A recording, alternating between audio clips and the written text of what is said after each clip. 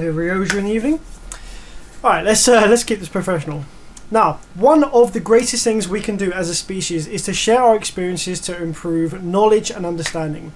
With that being said, let's take a look at the latest Tech Tuesdays video by EMF Audio, where they look at a Skar mono bass amplifier which appeared to be cooking subs due to some design flaw or fault, and try and break down what our boy here is experiencing. To do so though, you're going to need to understand a little bit about car audio in general and a little bit about Class D. Now, it's no secret that to the rest of the professional and enthusiast audio community and industry, the car audio as a whole is kind of a laughing stock. The electronics used are of piss poor quality based on ancient outdated designs, reused, recycled with a different sticker year after year, often with ridiculously high markups. There are a few reasons for this, and I'll try to name some. Number one, the average use duration is pretty low. A high percentage of people buying car audio equipment will only be using it for a couple of years tops before either upgrading, downgrading, getting bored and selling up, or needing the boot space, family priorities, etc. Think of how many people you know who have been using the same kit for over 5 years, let alone 10 years, compared to swapping out amps and subs almost every year. This kit is disposable and it's not built to last because there's no real compelling demand to make it so. From a business perspective, why waste money making something last far longer than people will really appreciate or notice? So, save costs, build them cheap, keep turnover high. This, however, is in contrast to equipment built for professional industry use, like cinemas, nightclubs, festivals, corporate use, where big companies will be making sizable investments and will demand ultra reliability, low maintenance, efficiency and performance over many years of constant use. Number two, the average user has a low level of understanding of the kit which they wish to install and use. Yes, there are groups, forums and communities where everyone's an expert, but the average basshead who just wants some bump in his ride and has some cash to splash does not have the same level of understanding as those buying and installing gear from other areas of the audio industry. As a result, companies can get away with not only making false specification claims, as you know, but producing cheap, low quality, outdated circuits and having the majority of users be none the wiser. Have you, an avid audio enthusiast with a good understanding of high fidelity audio, ever had someone tell you, "Oh dude, listen to this or that system, it sounds incredible," only to listen for yourself and be overwhelmingly disappointed by your buddy's lack of exposure to good audio? So, if the average user thinks the equipment sounds amazing, then why spend money making it any better? The main driving factor for advancement in car audio is SPL, and SPL demands power, nothing else. Power is easy to achieve, hence we are seeing bigger and bigger power amplifiers for less and less money. What we are really seeing though is better quality amplifiers, because there isn't really a great demand for them in the overall car audio industry. Number three is the undesirable installation environment. Generally, when a company develops a piece of electronics hardware, they can be pretty confident of the environment that it will be used in, not only externally but also electrically. Computer motherboards, for example, can be built into very different rigs, but they're all being fed with the same voltages from power supplies with filtration and safety standards in place, connected to other hardware which conforms to specific tolerances and behaviors, so reliability can be somewhat predictable. My camera is moving downwards. Why are you doing that? With a car audio amplifier, the only things that you can be sure of is that it will be fed with anywhere from 9 to 15 volts and have an output load connected anywhere between like 0.5 and 4 ohms. Those are the only things you can be sure of. Other factors would differ greatly between vehicles and setups, including subjected vibration levels, degree of voltage fluctuation, quality of grounding, humidity level, temperature, signal quality, signal ground to main ground resistivity. These things are going to be thrown into so many different types of environment, and it's impossible to prepare and protect against all of them. There is a bit of this in the professional industry, but it's not only far more controlled with better trained users and installers, but good PA amplifiers are built to deal with many of these variables. This also adds a premium to the cost of the amplifier as a result. The chances of a user screwing something up with their car audio amplifier is far greater than the chances of that happening with any other industry. So to be honest, most manufacturers don't bother trying to put these measures in place to avoid the problems occurring, because they're going to happen anyway. And also it'd push the price up too much for car audio amplifiers if they contain these measures in place. And as stated in point 1, most users won't have it for long enough anyway to notice. So, with that in mind, when we're talking about different levels of quality of car subwoofer amplifier, we are mostly comparing literal disposable scam piece of bullshit amplifiers such as Auna and Boss. We're comparing those to outdated, poorly designed, inefficient, unreliable amplifiers from the more expensive brands. Okay? And there's only really a few exceptions to this. Don't get me wrong, I'm not shitting on anyone or any brand here. As much as I love car audio, trust me, car audio is my thing, like, you know. But 90% of bass amplifiers are total junk from a modern electronics design perspective. That is a fact. The reason that I'm saying this to you is that when this guy is talking about cheap car audio amplifiers, this circuit design is probably the same stuff as in an amplifier that you probably hold in quite high regards. So I just wanted to make that known to you that, yeah, these circuits are kind of junk, but so's kind of everything else. Everything's pretty much junk in this industry. Alright, but before we get too off topic, let's take a look at the amp in question, the Skar RP 2000.1D. As you may have guessed, Skar do not design their own amplifiers by any means, and instead are just simply agreeing to a manufacturing quality and price point of pre-established generic circuit design and slapping their logo on an extruded heatsink ready to sell for as high a margin as possible to the unwise basshead community. Let's take a look at the guts here. Sadly, we don't have a Skar distributor over here in the UK, but that's not a problem, as I'll explain shortly. This part is the power supply section, which we're not too worried about since nearly every car amp uses the same circuit design, but what we need to look at is the output section. Class D amplifiers use MOSFETs, which are like switches, either on or off, and they can't pass an audio sine wave directly, they're just like a switch. As a result, the audio signal comes in here from the preamp board to the pulse generation circuit, where the sine wave is converted into a series of pulses or steps of varying dead time, applied to an oscillation frequency, split into high and low sides, electrically isolated from the main output by these optocouplers here, and then sent through buffers to the gates of the MOSFETs. With no signal playing whatsoever, the MOSFETs are switching on and off many hundreds of thousands of times per second in perfect harmony with one another, resulting in no potential difference or voltage at the output terminals.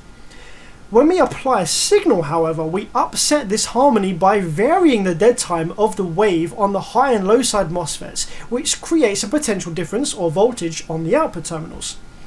In order for this to work, the audio output bit of the MOSFET always has this huge scary ass square wave on it at a very high frequency. Yeah, this is the actual output of the Class D amplifier. The sine wave rides along this huge mess of switching frequency. The purpose of the output filter section is to get rid of that high frequency, leaving us only with the desired low frequency signal. The circuit design used here by Skar shares identical foundations as literally hundreds of others, ranging from SPL Dynamics, Digital Design's DM series, the Loudest.com, Audio Pipe, Bassface, Audio Bank, Massive Audio, Sinus Live, Branson, to name a few. You got the MM74HC chip here, LM393 and TL072C, and there are the 6N137 optocouplers, 2X and 2T drivers, and either 640N or 19N20D FETs. And I can tell you all this without even having seen one in person. That's how generic these are. This design is even featured in Perry Babin's Amplifier Repair Guide under Generic Class D Type 4, which is a testament to how long these things have been around for. No offense, Perry. Aside from having a few more components to support the 2K, the Skar amp here is no different in design or functionality to hundreds of others sharing the same circuit architecture. This is very important to understand with how EMF audio are saying these amps are damaging subs. If that was the case, wouldn't these designs have been doing so for well over 15 years at this point? Now, amps of varying levels of design quality will have varying levels of filtration quality, these generic boards being one of the lowest qualities. Let's take a look at a few amps with the same design and look at them on the scope to discuss what was being shown in the EMF audio video. The first thing we notice from the video is that when the amp comes on with no signal playing, there is a sine wave shown on his scope. Let's replicate that here. We are using a bass face DB1.3 showing the same basic circuit design. Let's turn the amplifier on and scope the positive output terminal with no RCAs hooked up. Aha, look, hey, we can see a wave here. On this one, it's a bit more triangular shaped to the Skar. You'll see why a bit later. This is the same thing which is being seen in the EMF audio video. The wave here is around 510 millivolts, magnitudes higher than the 69 millivolts quoted by the guy in the video. However, what he fails to comment on is the frequency of the sine wave that he saw. The cheap ass handheld scope that he was using will automatically scale the display based on the strongest frequency that it is seeing at the time of power up or reset, and whether it's set to reject low or reject high frequency noise. By default, these things will reject low frequency and will focus on higher frequencies. So when you keep switching it off and on again, it will auto scale to this frequency that we are seeing here. The wave that we are seeing is 125 kilohertz. That's right, that's 125,000 hertz, both light years outside of human hearing and amplifier output specification. The next thing in the video is when he plays a signal through this amplifier and he sees the scope display jump around a bunch of times. Let's do that here with this amplifier. I'm going to inject 40 hertz and see what happens on the display. As you can see, the wave begins wobbling around, and as I increase the level further, it becomes a complete mess. So what's going on here? Man, this freaking camera is balling low. Stay high, please. Now, luckily, I know how to use my test equipment, and the issue here experienced in the video is that his scope is zoomed in way too far along the x-axis or the time divide axis for reading audio signals. To view the wave as we just did, the scope is set to 5 microseconds or millionths of a second and 500 millivolts. It's embarrassing to say that all he needed to do was to simply zoom out of the x-axis about 5 milliseconds and he will have seen a tasty looking sine wave in all his glory. That wobbling that you saw was simply his audio signal, which the little high frequency wave that he was zoomed in on was riding along. So now we know what he was doing wrong. Let's understand why on some amps there are little high frequency waves at the speaker terminals. Remember how I said that amps will have varying levels of output filtration quality, and on this one it happens to be pretty bad? Now, remember back to that big ass square wave that is actually used to generate the audio signal. That's right. If we play some audio and probe the output FETs before the filter inductor, we can see the audio sine wave is modulated on the switching frequency. Then, after the inductor, we are only left with the sine wave, and depending on the quality of the filtration circuit, some remaining noise from the switching frequency may occur. This is how all Class D amplifiers work. Now, Class AB amplifiers will not have this on the outputs, and only a handful of very well-designed Class D amplifiers, notably from JBL, Alpine, JL Audio, Rockford Fosgate, etc., will not have this on the outputs. Yeah, some of those will probably surprise you in those brands. Now let's move on to the other quote in the EMF audio video, that what is being displayed is causing the coils to burn. Like, it's a fair assumption, like, a wave is seen on the outputs when no signal is playing, a handful of similar occurrences with the same kit. It's easy to put 2 and 2 together. So what I'm going to do for you is perform some experiments to see whether amplifiers that exhibit this same noise on the output have any effect on the heat of the coil while idle and while playing. So the amplifier that I'm going to use for this is the bass face DB1.3, which, like I said, has a more triangular shape to the noise. However, it is at a far greater amplitude to what was quoted in the video. So if there are any issues caused by this noise from the filtration circuit, then it should be much more pronounced with this amplifier. For the first test, I'm going to leave a woofer hooked up to the amplifier, idle, playing no tone for 30 minutes, and monitor the coil temperature before and after. If what EMF audio are saying is true and that this problem alone causes the coils to burn, we should at least see some heat generated in the coil after 30 minutes of idle. So here we go. Coil starting temperature is 22.6 to 23 degrees Celsius. So let's go make a cup of tea or something and come back in 30 minutes. One other thing worth noting is how little current these circuits draw on idle, 0.8 to 0.9 amps at 12.6 volts. And remember, heat is created by current, and current out can never be greater than current in, so that's pretty low, right? Using the Ohm's law, let's look at how much power the coil receives from this high frequency noise that is on the output terminals. There's 438 millivolts going into a 1 ohm load, which equals 0.19 watts. Even over a 30-minute period, I'm not expecting that to generate any measurable heat into this coil. And as expected, the coil is exactly the same. Okay, so the high frequency noise that we're seeing alone isn't generating any heat into the coil. Now, let's try it with some signal. For this test, I'm going to run some audio signal through the sub on this amplifier for 1 minute straight, well away from the woofer's FS, to get some current and heat going into the coil for us to measure. I need to take note of the sine wave voltage to use the same voltage again in a minute with the other amplifier. After 1 whole minute of 33 Hz, the coil is now reading around 50 degrees Celsius. So let's do the exact same thing, but instead with a nice, clean Class AB amplifier with no noise at all on the outputs. After cooling the coil back down to resting temperature, 1 minute of the same frequency at the same output voltage, and the coil reads around 51 degrees Celsius, well within the margin of error to confirm that the Class D bass amp is not having any adverse effects on heating the coil up. Now, I'm sure at this point a bunch of you are ready to call up a version of the old saying, amps don't kill subs, people kill subs with amps. And the consistency with between EMF's experience with this brand of amplifier, I think it says more about the users of that amplifier than the amps themselves. However, I want to touch on a few things first to do with clipping. When an amplifier is clipped, the output sine wave meets the rail voltage limits inside and attempts to go beyond them, which causes the flat top and bottom to the wave.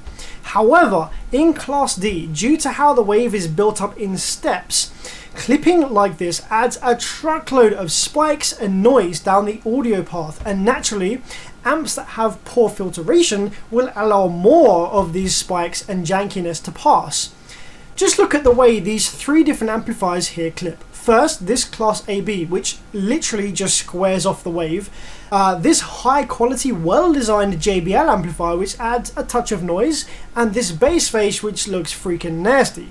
This kind of stuff can and will add more heat into a coil over time than a clean signal of the same amplitude and voltage. So it is possible that what we're seeing here with the burned coils in the EMF Audio's video is as a result of light to medium clipping over a prolonged duration. And touching briefly on how he mentions clipping burning tinsel leads and not coils, this is nonsense, and what causes tinsels or coils to burn first depends on the resistive properties of the leads versus the coils, and the amount of power and the duration of that power. Remember, coils are able to dissipate the heat through the former, air as they move, and to the pole piece and the motor around them, allowing them to withstand short-term bursts and burps of power magnitudes higher than their rated RMS. Whereas the tinsel leads will act more like a fuse or a light bulb filament, heating up fast with no way to dissipate the heat other than burning the surrounding spider material, showing that the burned coils that he showed in the video were caused by long durations of power, likely continuous sine waves either too far from the woofer's FS, too close to box tuning, thus low impedance rise and high current, etc. The burnt tinsels would signify repeated, extremely high power bursts, often in the lanes, which will almost always be well into harsh clip when you're in the lanes trying for high dBs. So, Hopefully what you can take away from this video is that it is important to know how to use your test equipment. Secondly is that some bass amplifiers will exhibit this tiny high frequency noise on the outputs, and that it's nothing to worry about. It does signify a lower quality amplifier, but to be honest, in the grand scheme of things, subwoofer drivers are not fussy eaters. They are great big hunking inductive loads that will eat up any high frequency noise, because the coil is an inductor anyway, so it's its own low pass filter. Another video about that maybe sometime soon. But the only thing that you really need to be worrying about, apart from maybe reliability, is how much real clean power can your amplifier put out, and is that enough for your subwoofer, your daily needs, and the kind of enclosure you've built, and everything else like that. The Skar amplifier featured in the EMF audio video is not faulty. There is nothing wrong with that amplifier whatsoever. The only problem that they are experiencing is that their users are turning them up too much. That is literally the only problem here. Coils burn due to power. Power creates heat. Heat burns coils. That is a simple fact. No amount of 150 kilohertz tiny 69 millivolts wave is going to burn a coil. It's just power. It's current and voltage made into power creating heat. That's what's burned. A coil is a simple heater. It's a coil of wire that gets hot like a freaking hairdryer or a light bulb. The more power you throw at it, the hotter it gets. If it's burned, it's had too much power thrown through it. So turn the volume down, for fuck's sake.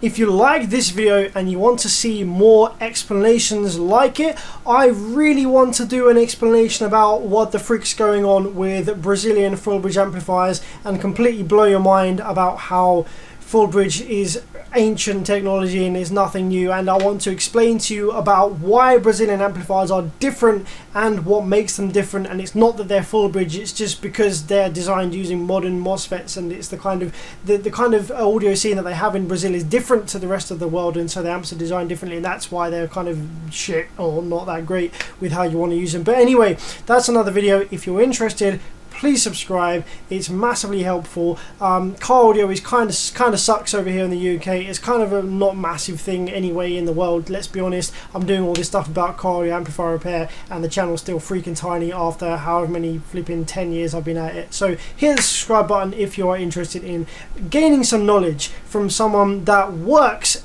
day in day out with this electronic equipment, and maybe as well as being somewhat mildly entertaining, you might learn something. I'm going to have another glass of wine and a big lie down, and I'll catch you in the next one. Take it easy, stay safe, stay loud.